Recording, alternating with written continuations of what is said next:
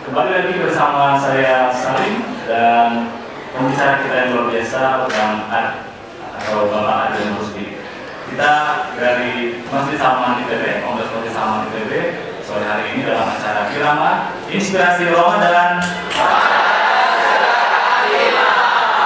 Iya. Tadi Bang Ad di awal sudah cerita bagaimana kita menuliskan mimpi dari impian yang sederhana menjadi visi, kemudian jangan lupa targetnya kapan. Tapi setelah kita menuliskan target, kemudian kita melakukan usaha-usaha untuk meraih mimpi tersebut, apa yang harus kita ingat? Apa konsekuensi yang harus kita ingat? Apa hal yang harus kita lakukan agar jangan sampai cuma jadi tulisan aja itu mimpi di kertas? Jadi tadi saya mengatakan visi penting, misi penting, target waktu penting. Tapi yang pertama setelah kita tetapkan itu, jangan kita jadikan itu semua sebagai berhala. Saya justru seringkali mengatakan, kalau kita ingin ikhlas mewujudkan mimpi-mimpi kita, bunuhlah 3 berhala. Pertama, berhala efektivitas. Lupakan apakah yang kita lakukan itu akan efektif atau tidak, akan terwujud atau tidak, akan didukung orang atau tidak, yang penting lakukan saja. Kalau terlalu memikirkan efektivitas nanti gampang frustrasi. Yang kedua, bunuhlah berhala waktu justru. Pada akhirnya pada saat Anda melaksanakan dan mewujudkannya berdasarkan rencana waktu yang Anda buat, pada saat waktunya nggak terpenuhi, pada saat pada momennya Anda gagal mewujudkannya, nggak ada masalah. 1000 tahun pun no problem. Yang ketiga, berhala skala itu nggak perlu Anda bunuh. Artinya apakah yang akan saya wujudkan ini sampai pada skala nasional, skala regional, skala internasional, no problem. Jadi yang pertama kali itu. Yang kedua menurut saya adalah Anda harus membuat sebuah roadmap, sebuah rencana jalan bagaimana mewujudkan itu semua dengan segala sumber daya. Anda tidak mungkin mampu mewujudkan mimpi Anda hanya dengan kemampuan Anda sendiri. Bahkan ada yang menarik, Nabi Yusuf mampu mewujudkan mimpinya justru setelah dia mampu mewujudkan mimpi orang lain, yaitu mimpi raja. Ketika mimpi raja terwujud, maka mimpi Nabi Yusuf, yaitu 9 bintang, bulan, dan matahari sujud kepadanya, terwujud. Yang ketiga, mimpi ini jangan hanya pertimbangkan dari sisi mimpi pribadi, karena mimpi Rasulullah misalnya dia adalah mimpi kolektif. Laqad sadaqallahu rasulahu ru'ya bil haqq la tadkhulunnal masjidal haram insyaallah aminin. Dan Allah telah membenarkan mimpi Rasulullah dengan sebenar-benarnya. Mereka akan memasuki Masjidil Haram dalam keadaan aman. Semuanya la tadkhulunnal Masjidil Haram. Mereka semuanya akan memasuki Masjidil Haram. Bukan mimpi pribadi yang dia miliki, tapi mimpi bersama. Jika ini kita lakukan, insya Allah mimpi kita akan terwujud, mimpi orang lain akan terwujud. Semua sumber daya untuk mewujudkan mimpi itu kita punya. Dan yang terakhir, jangan lupa, di antara yang terpenting adalah doa. Kalau Allah mau mimpi itu terwujud, kalau Allah nggak mau maka mimpi itu tidak akan terwujud. Dan bersama doa itu ada tawakal. Mungkin mimpi itu tidak terwujud karena Allah punya mimpi yang lebih besar buat kita. Itu yang mesti selalu kita ingat-ingat. Tentang skala tadi Bang, ada sedikit yang menarik. Sebenarnya kalau kita ingin menetapkan suatu impian, agak balik sedikit ke awal, apakah memang impian itu harus sesuatu yang sangat besar?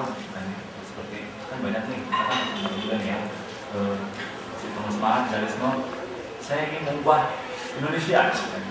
Tapi apakah memang impian itu harus dalam skala seperti itu, atau kita bisa saja memiliki impian dengan skala yang lebih kecil gitu, atau mungkin lebih pribadi tapi sangat berarti bagi kita? Menurut apa gimana?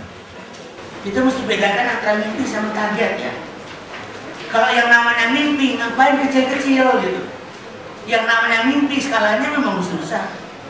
Merubah bangsa, memperbaiki kemanusiaan, memperbaiki dunia, meninggikan kalimat Allah, itu mimpi.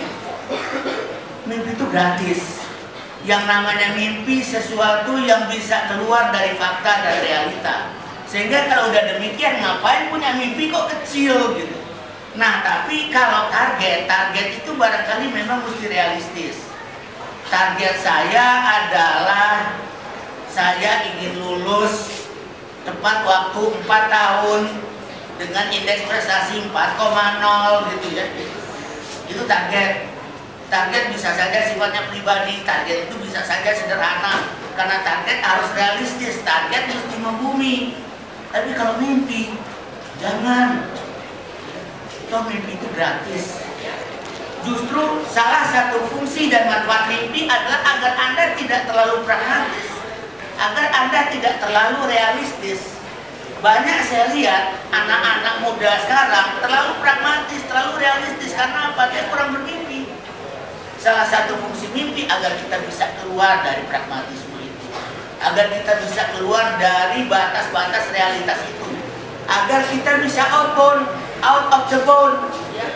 Keluar dari batas dan menembus batas, mampu menembus batas itu. Nah, jadi bermimpi yang susah, jangan kecil. Oke. Tadi kita bicara sedikit soal mimpi dan mimpi kita dan mimpi yang diridhoi oleh Allah ya, mimpi yang kemudian menjadi rencana atau visi dari Allah. Jadi mimpi itu sebenarnya mungkin punya hubungan juga dengan keimanan.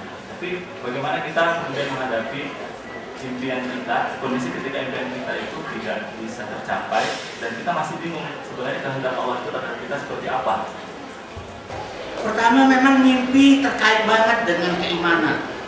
Orang yang beriman harusnya berani punya mimpi.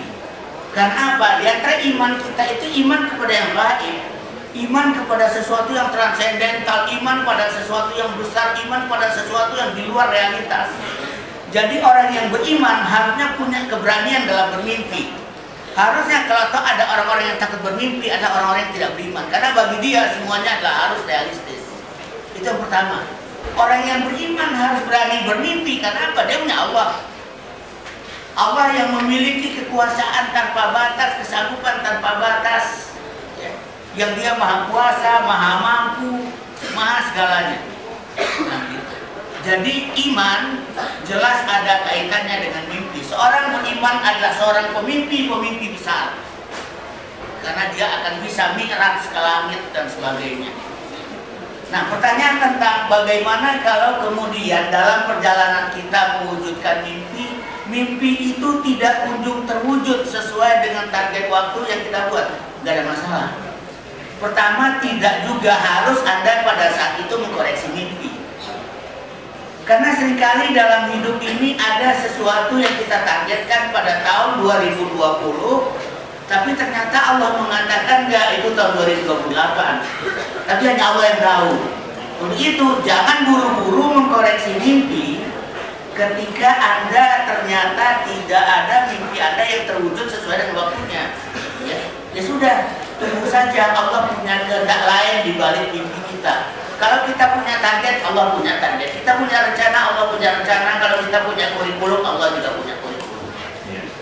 Saya kira kita akan semakin menarik diskusi kita pada hari ini bersama Bang Aad tentang bagaimana kita mencapai mimpi. Tapi jangan kemana-mana, kita akan kembali lagi setelah yang satu ini.